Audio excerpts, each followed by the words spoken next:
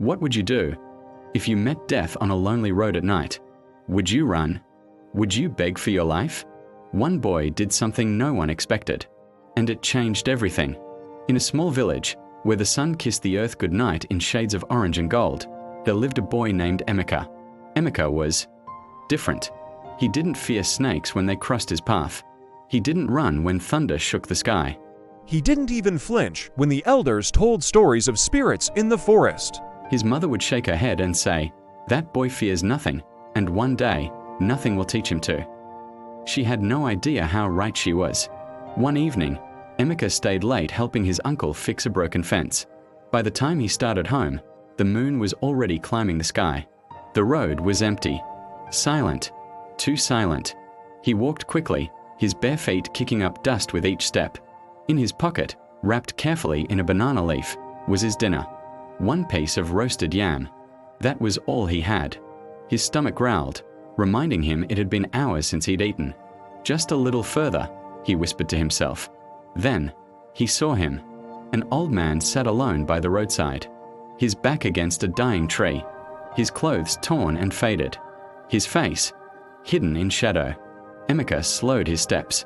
Something felt wrong. The air was colder here. The crickets had stopped singing. "Boy, I am hungry." Emeka stopped. He looked at the old man, then at the yam in his hand. His stomach growled again, louder this time. This was all the food he had.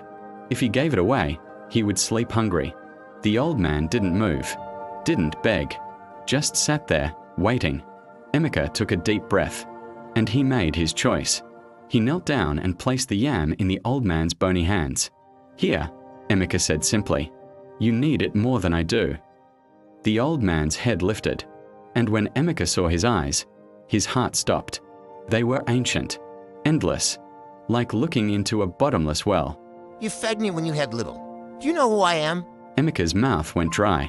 He shook his head slowly. The old man stood, and as he did, the shadows around him grew taller, darker.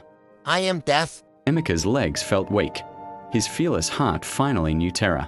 But death did not reach for him. Instead, he smiled.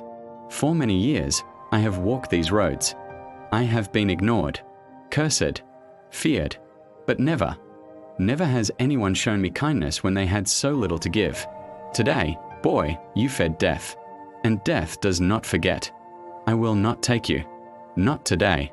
Not tomorrow. Not your mother. Not your father. Not anyone in your house. Not for many, many years." And just like that, he was gone. Only the wind remained, carrying the scent of rain. Emeka stood alone on the road, his hands still warm from where he'd held the yam.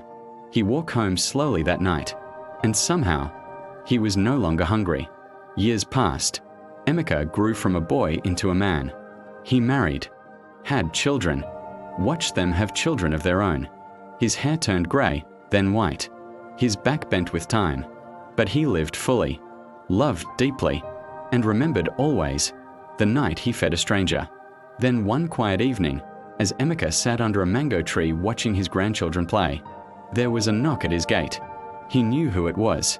He'd always known this day would come. Death stood at the gate, patient as always.